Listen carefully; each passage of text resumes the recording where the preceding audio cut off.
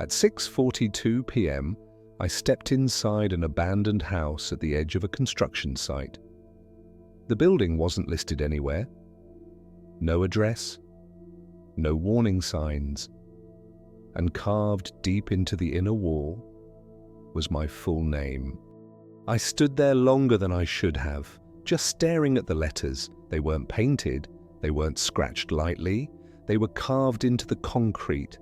Slow, deliberate, first name, last name, spelled exactly the way it appears on my ID. I had never entered that house before, I was certain of that. That wasn't the strangest part. The house sat just beyond the active construction zone, far enough that no one paid attention to it, close enough that everyone assumed it belonged there.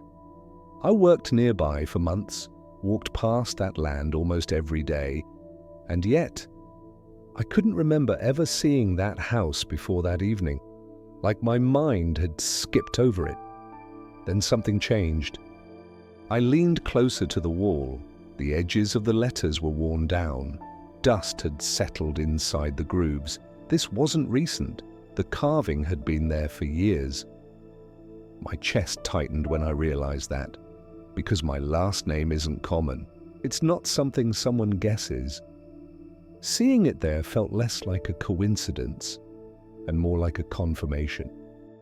I placed my hand against the concrete. It was cold, not normal cold, not evening cold. It felt untouched by sunlight. That's when I noticed something else beneath my name. More markings, not words, not symbols I recognized. Just vertical lines, tallies, like someone had been counting. I didn't understand what they meant yet. I stepped back and scanned the room. No furniture, no windows, no debris. Just bare walls and a single doorway behind me. That's when I heard it. A faint sound, soft, measured, footsteps. They were slower than mine. I turned toward the doorway. Nothing was there. I told myself old buildings make noise, wood shifts, air moves, but when I stopped breathing, the sound continued, and when I stepped back, the sound followed, not matching my pace, reacting to it. That's when the thought hit me. The house wasn't reacting to movement, it was reacting to presence. I pulled out my phone and took a photo of the wall.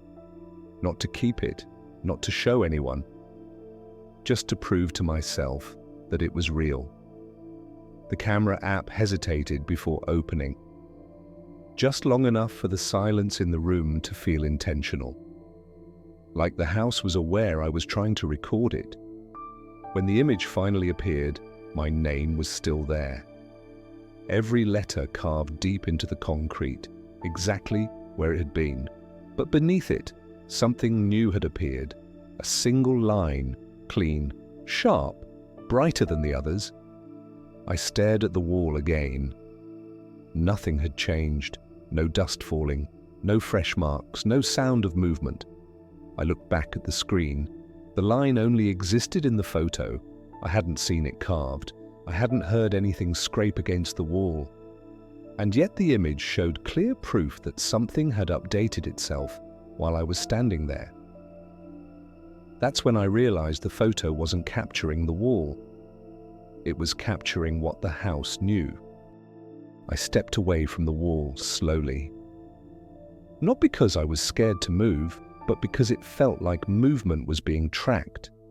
With every step back, the air grew heavier, thicker, like the space was closing in around the point where my name was carved. I checked the doorway again. Still empty. No shadow, no movement, no sound coming from outside. Then I looked down. The dust on the floor had shifted, not randomly, not from wind. Clear impressions pressed into the concrete. Footprints. They weren't scattered. They weren't rushed. They were deliberate. They led inward toward the wall, and they stopped exactly where I had been standing when I took the photo. I tried to match them to my shoes. The size was close, but the spacing was wrong. The steps were slower than mine, closer together, as if whoever made them had been standing still for a long time, watching the wall change. I left the house without running. Running felt like an admission that I had been noticed. The next morning, the construction crew demolished the building. No warning, no delay. They told me the structure had never been approved. No permits, no records. According to the site logs, nothing had ever stood there. That night, I opened the photo on my phone again. I didn't expect it to be there, but it was. The wall was gone, the concrete was gone. There was no background at all, just my name, floating in empty space. And beneath it, another line. Clean, sharp, the same brightness as the last one. Like whatever had been counting no longer needed the house to do it.